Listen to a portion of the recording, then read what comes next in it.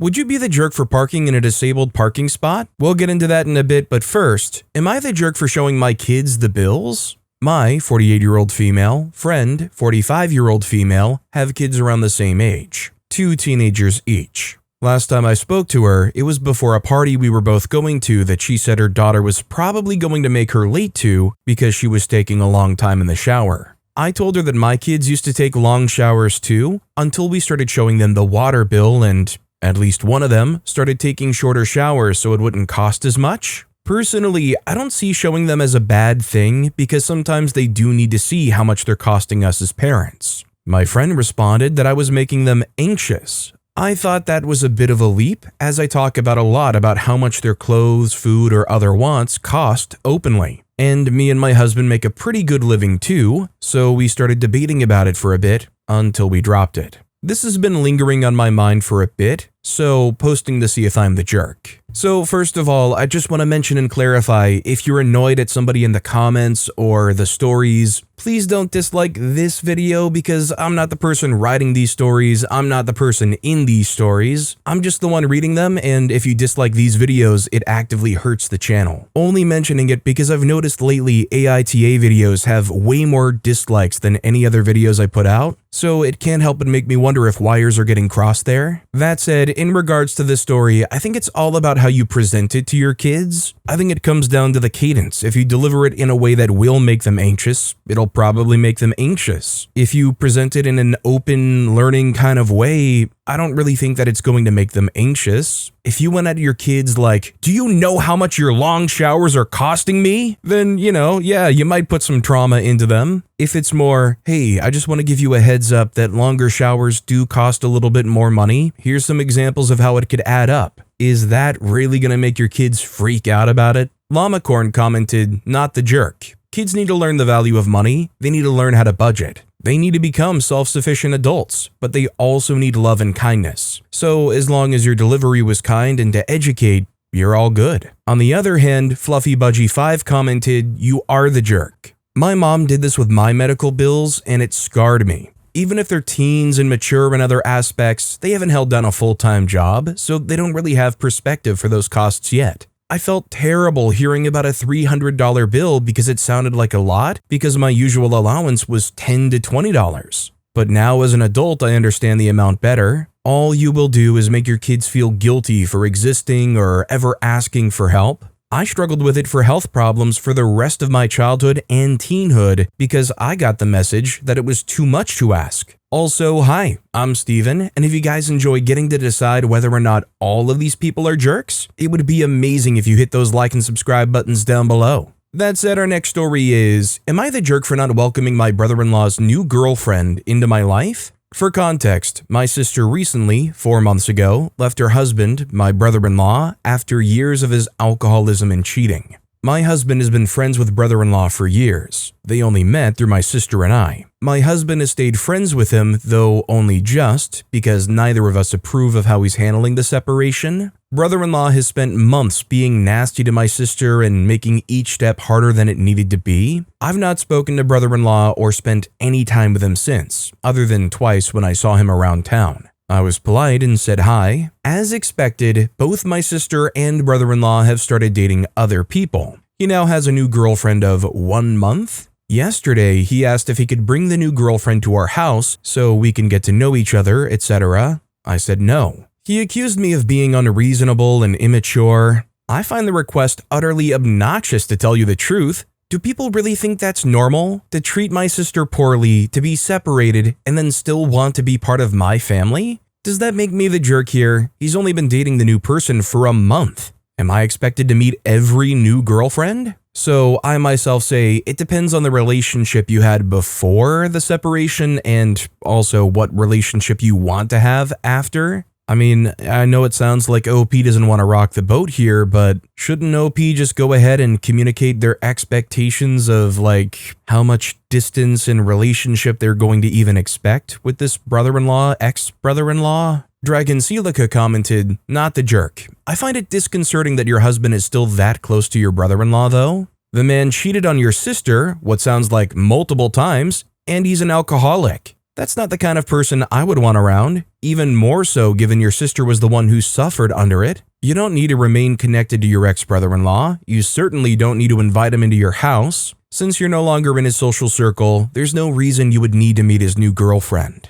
On the other hand, Partyac2894 commented, "You are the jerk for continuing to allow him in your house at all after his treatment of your loved one. It's good you're finally drawing a line, but this was always going to happen." Our next story is, am I the jerk for asking my girlfriend's brother what kind of a man he is? My 34-year-old male girlfriend Laura, 30-year-old female, and I got into a huge argument because of something I said to her younger brother Randall, 22-year-old male. For context, Randall lives with their sister Anna, 29-year-old female. Anna had a big grocery haul today and her van recently kicked the bucket, so Laura and I offered to take her. We drove her to the store, helped with the shopping, and loaded everything into my car. On the drive back, Randall texted Anna asking if she could pick them up some takeout on him. Anna agreed, so we made an extra stop to get their food. The plan was, when we get to their apartment building, Randall would come down to the lobby to help us bring up all the groceries and his takeout. This was agreed upon when we went to get the takeout, because the parking is a pain and it's a lot to carry alone. We pull up, text him, then call him, no answer. We call again, nothing. We parked the car properly, which meant Anna, Laura, and I had to take multiple trips from the parking lot to the lobby and then up to the apartment, lugging all the groceries and the takeout. I'm the first to get to the door with my hands full with a box and 2 bags. I'm able to knock and he unlocks the deadbolt without opening the door. This really ticked me off. I opened the door for all of us and set the box and bags down. I then asked him what happened and he just shrugged and said, "Oh, my phone was on silent, sorry." This is the second time he's pulled this exact same crap. Last time, I gave him a sarcastic response about it like, "How convenient that he couldn't hear the phone glued to your hand," when he gave us the same lame excuse. But this time, I was fed up. I was tired from carrying everything and I was annoyed for Anna and Laura, who just accept this from him. I looked at him and said, "Seriously, Randall, what kind of man sits on his butt while his sister and everyone else carries his responsibilities for him?" Randall didn't say anything and just left the room. Laura immediately shot me a death glare. After we left the apartment and were back in the car, she laid into me. She said I was out of line, that it wasn't my place to talk to her brother like that, and that my comment was toxic and emasculating. We argued the whole way home. I told her that she and her family coddle him too much and that he's never going to learn if no one holds him accountable. When we got home and we'd both cooled down a bit, I explained my side more calmly. I said that what he did was deeply disrespectful to her, Anna, who houses him, and to me. He knew that we would end up doing the work if he ignored his phone, and he made that choice because he's lazy and there are never any consequences. Laura was able to see my point of view in this one, at least that's what she tells me. I started thinking though, am I the jerk here? Was I a jerk for saying what I said? Or was it a justified call out for his disrespectful behavior? In my eyes, OP is definitely not the jerk here. The thing is, OP is an outside party to this.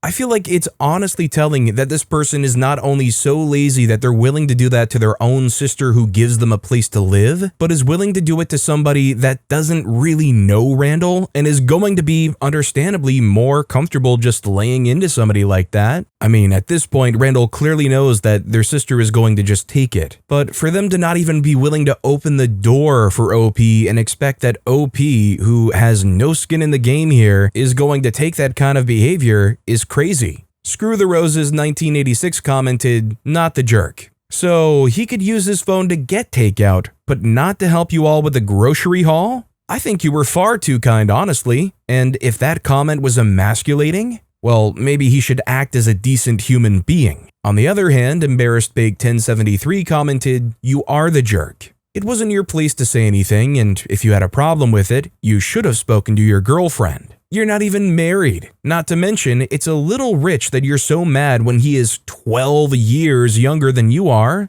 OP, be a grown-up." Our next story is, am I the jerk for not making my girlfriend feel included in family emergency? Using a throwaway because my girlfriend knows my main account. Yesterday, just before lunch, my mom texted me and told me that my grandfather had been taken to the hospital. This morning, I found out that he's going to be okay. He fell and had a mini stroke. They're monitoring, but he'll probably be released in a few days. Anyway, my girlfriend and I both work from home. Every day at lunch, we call each other and go for a walk around our respective neighborhoods. When she called, I told her what happened, and all that I knew was that he was in the hospital. Didn't know much more than that. I was obviously upset because I didn't know how serious it was. After me telling her and asking if that's all I knew, her response kind of caught me off guard. She didn't ask if I was okay or how I was feeling. Her main concern was that nobody from my family texted her to let her know. We've been seeing each other for about a year and a half, and I know she struggled quite a bit with trauma from her childhood. My family's been very welcoming of her and have had a good relationship with her. I reassured her that nobody is angry with her, they just texted me because they're at the hospital and don't really have much time.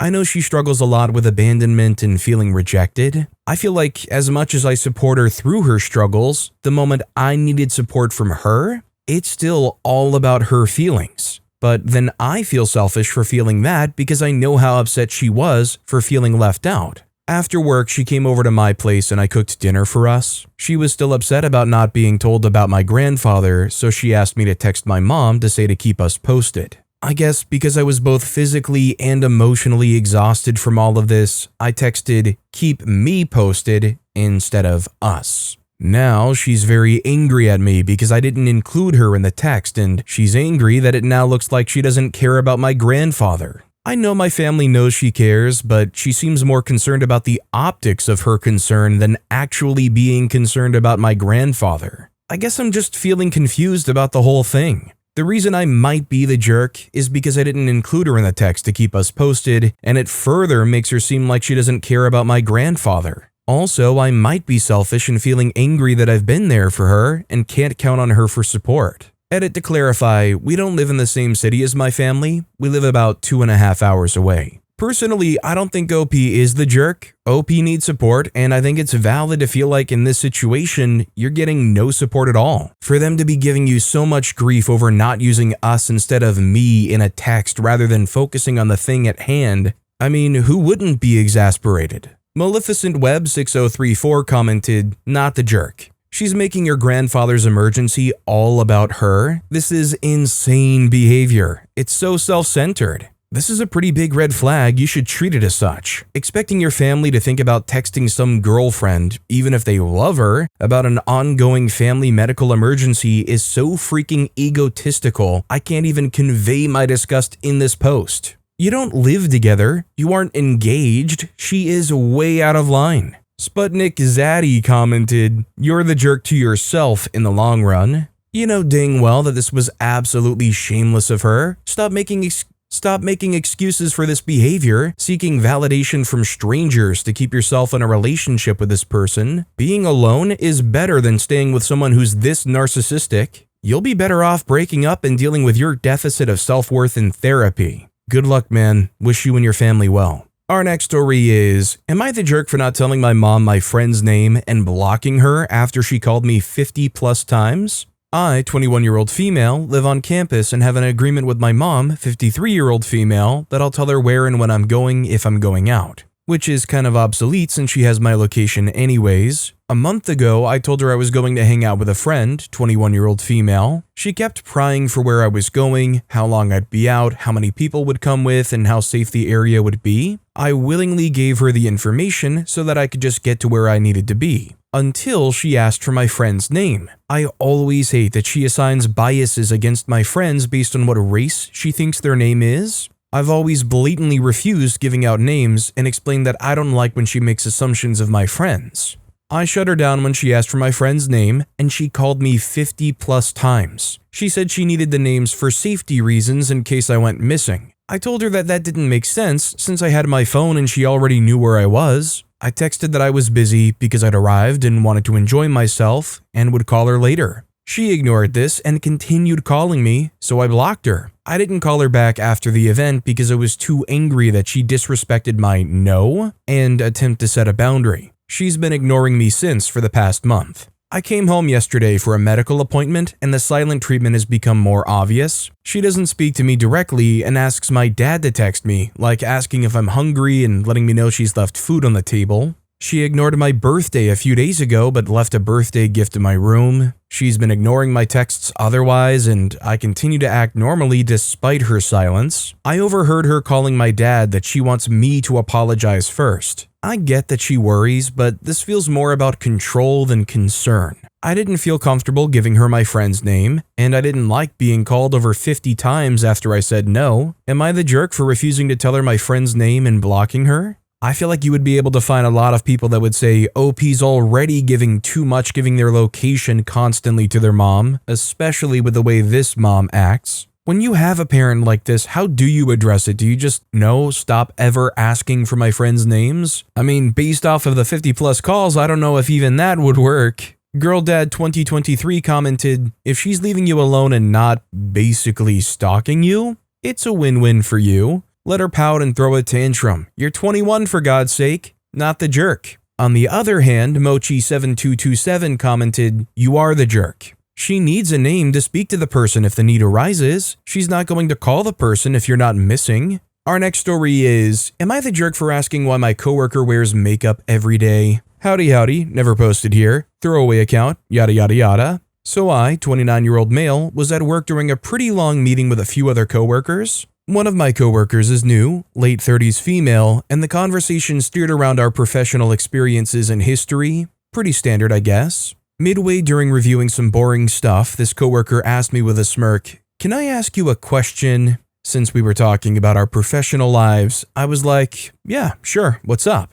And she followed up with, why do you always wear hats? Now, I'll be honest, I'm bald. However, I like my baldness. I started balding at 21 and I was like, freak that, and just shaved it off instead of trying to style my hair in any way to hide it. Also, since my hair is super curly and compact, it just wasn't going to be an option. In college, people loved it, said I had a good head shape and said I looked like Terry Crews, Shaquille O'Neal, or The Rock. Not sure about that last one. So I was pretty confident with it. But when I turned 25, I started being mistaken for 30 because of the bald cut. So I started wearing hats pretty much everywhere, grew a collection for all situations, work, gym, social life, anywhere besides weddings and funerals to be honest. And with hats on at 29, I've been mistaken to be as young as 22. Not the goal, but yeah. The plan was to wear them until 30 and then cut back when my head matched my age. Anyways, this coworker asks, why do you wear hats every day? To be fair, it's a corporate setting, but it's also tech. We're in marketing and it's 2025, so smart casual is the rule of thumb, and my bosses don't care and dress in hoodies and hats to work some days. I responded, I like hats. And she said, but every day? So I said, yeah, I'm bald. I like my head shape, but I don't want to look like I'm 35, so I'll wear hats for now. Plus, I look good in them. Now, I wasn't thinking, and she's probably around this 35 age or older, so I may have offended her with that, but she replied, 29 and wearing hats every day to hide? Wow. This struck a nerve with me, so I responded, well, since joining, I've seen you wear makeup every day, even casual Fridays or on your work-from-home team calls. So why do you wear makeup every day? There was a muffled giggle, but it's clear the atmosphere was tense. She got heated and said, that's a sexist question. And I said, how? Other women in the office don't wear makeup every day, and my boyfriend sometimes wears makeup when we go out to a high-class event. He just doesn't do it every day. So why do you wear makeup every day? She got heated and silent, and one of the other coworkers went back to focusing on the deck. I feel like her and I are not on the best of terms now, as she won't talk to me. So am I the jerk for asking why my coworker wears makeup every day? I'm gonna lean towards everybody kind of sucks here. I mean, I completely understand why OP would be upset here, but OP kind of stooped to, if not slightly below her own level. And in the short term, it might feel like the good, satisfying thing to do, but like, OP could have been the bigger person here. And that's not even like trying to accuse them of being sexist or something like that. Like, for as much as OP wants to sell themselves being like, I wear the hats, but I love my baldness, they sure did seem affected by it rather than accepting it or letting it roll off their back. Butter Enriched commented, everybody sucks here. She was being inappropriate, but you were at work. The way to come out of that interaction in the clear is to say something like, As interesting as it is, I think we've talked about my hat enough for the day. What's everyone doing on the weekend? Not to be equally weird to prove a point. There's no air horns, nobody's going to clap. Toadsace commented, "Not the jerk." I don't get these everybody sucks here responses. On its face value, why do you wear makeup every day is a simple question. And she could have said, because I like to, which, to be fair, you could have said in response to her.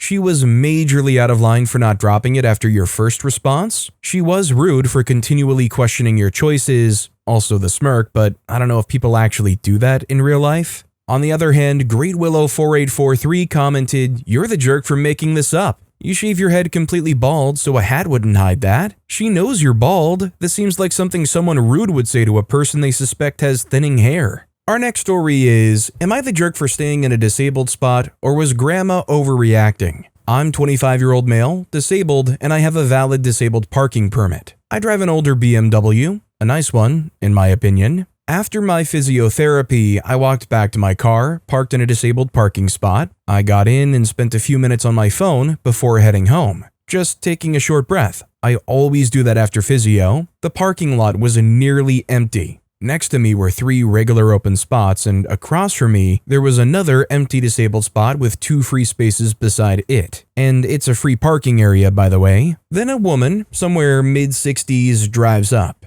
She stares at me for a few seconds and then parks her car half almost crisscross across the disabled spot opposite me. She gets out, walks straight up to my window and says, "Why are you taking up a disabled spot? You've been sitting here playing games for 15 minutes and I want to park here." Honestly, I was a bit surprised, so I said, "I'm allowed to park here. I was just doing something on my phone and was about to leave." Before I could even finish my sentence, she cuts me off. "You don't need to justify yourself." Yet she kept going, telling me it's rude of me to sit there and that I should move over because she can't park her car anywhere else because it's too long. She came over a bit rude. I tried to stay polite, but I could feel the frustration creeping in. This kind of thing happens sometimes though. Someone sees a young guy in a car and immediately assumes he's abusing a disabled spot. No one sees why that blue card is there in the first place. Eventually, she walked away mid-sentence, and I was a bit confused. I wasn't blocking anyone, I had a valid permit,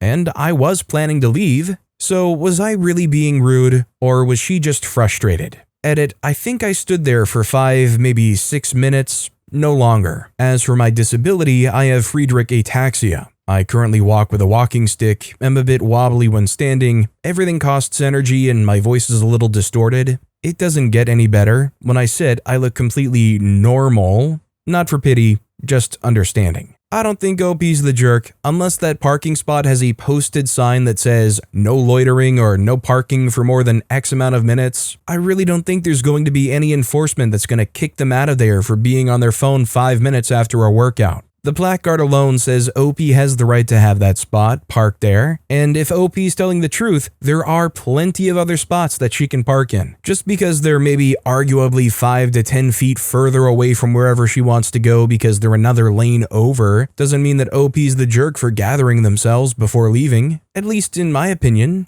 Carrie commented, "Not the jerk. My dad had prosthetic legs below the knee. You couldn't tell he had prosthetics if he was wearing pants. Even with shorts on, it was tough to notice right away between the suspension sleeves, and he had really good skins on his prosthetics." He always used this line when someone confronted him about parking in a disabled spot. "Not all disabilities are visible. I had no idea what your disability was until you opened your mouth." OK Freedom 7432 on the other hand commented, "You are the jerk. The whole reason we have disabled spots is to make it easier for people with disabilities to access places. Your actions prevented someone who needed the spot from using it. Even in your description, Grandma isn't upset that you used the spot. She's complaining that you're being inconsiderate by sitting in the spot for several minutes when you didn't need to. That's inconsiderate." Our next story is, am I the jerk for ruining my son's schedule by letting him stay up later with me and playing video games? To start, I am divorced as of 2023.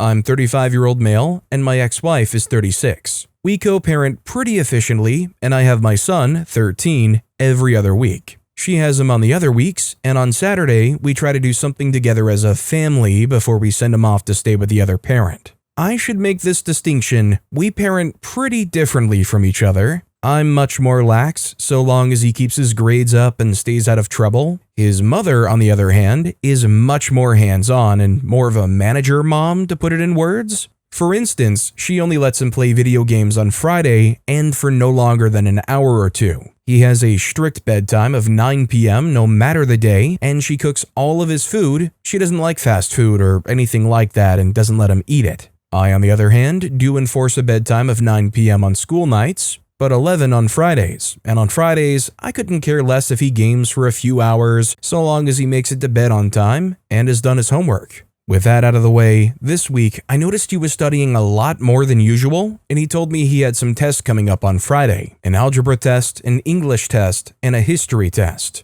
I offered to help him study, and he denied my help and said that he could do it on his own. He's generally alright in school, being a B student most of the time. Friday comes, and when he gets home from school, he's super happy, telling me he passed all of his tests and even more, he aced all of them. I was super proud and congratulated him and decided to reward him a bit. He had recently been talking about playing a game with me, so I found some games we could play, and we settled on Diablo 3 and I ordered us some pizza. From about 8 p.m. to 1 a.m., we played Diablo, cracked jokes, ate some pizza, and had a fun time. I made sure to tell him that we only played this long, however, because he passed his tests. Come today, and he tells my ex-wife what he did, and she blows up at me in private and claims that I was ruining his diet, sleep schedule, and their relationship, saying he would prefer me from now on. I argued back, saying it was a reward because he got all A's on his test, and he should get to have fun being a kid sometimes. We went back and forth for a while, but it ended in her calling me a jerk and leaving with my son, as it is her week next.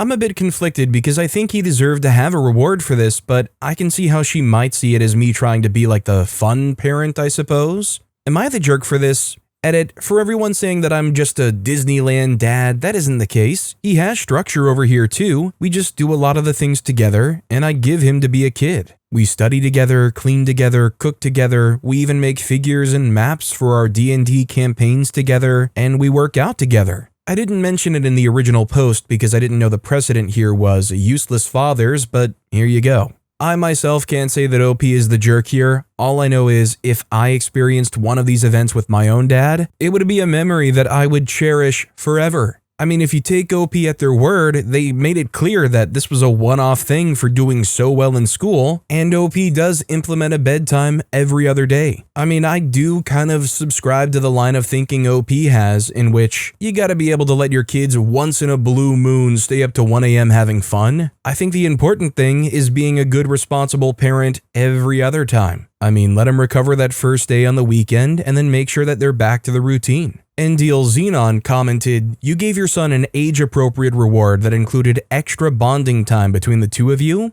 and in a time frame that allowed him to easily recover to his normal sleep schedule before it would have any significant impact on him, not the jerk. Kids need fun every once in a while. Heck, so do we adults. This isn't you being the fun parent. This is your ex being an overly controlling, overly strict, no fun parent." On the other hand, Lingonberry New 9795 commented, "You are the jerk. You're modeling really poor behavior for your son by ignoring his routine and gaming for 5 hours. I'd also wager to bet it's a common occurrence for you, whether your son is with you or not." Our next story is, am I the jerk for not letting my aunt and uncle stay in my apartment while I'm out of town? So my aunt and uncle are visiting my city this weekend. I'll be gone the whole time for a trip I planned months ago. They asked if I could stay in my apartment while I'm away. I said no. They're upset and told my parents I'm being rude and not family-oriented. The thing is that they've never been nice to me or my parents. They've skipped every birthday, graduation, and family event. When they do show up to things, they act like they're doing us a favor. They also leave messes everywhere. I hate clutter, and I just know that I would come home to a disaster. They're not broke either. They can easily afford a hotel. It's not even about the money. They just don't like paying for things when they can use someone else's stuff. My parents think that I should keep the peace and just let them stay, but I don't see why I should bend over backward for people who don't even like me. Am I the jerk for saying no? I think OP's not the jerk for the simple fact that it's their place. I mean, if it's your place, do you truly owe anybody a free pass to just drop by or stay over? Unless that aunt and uncle are police officers with a signed warrant, I would say OP's not the jerk for not letting them in. D2020YSF commented, not the jerk. They could have been the best aunt and uncle in the world, you still wouldn't have been the jerk. Your home is your home, and you can choose what to do with it. On the other hand, affectionate Egg8240 commented, family helps family. If you think any of these posters were the jerks or not, let me know down in the comments, and likewise, were all of these commenters right or wrong? That being said, that's all the time we have for today. Now, if you want to hear another absolutely crazy Am I the Jerk Here story, check out that video on the left. Or if you missed my latest video, check out that video on the right. That's it, I'll see you all next time with some more stories.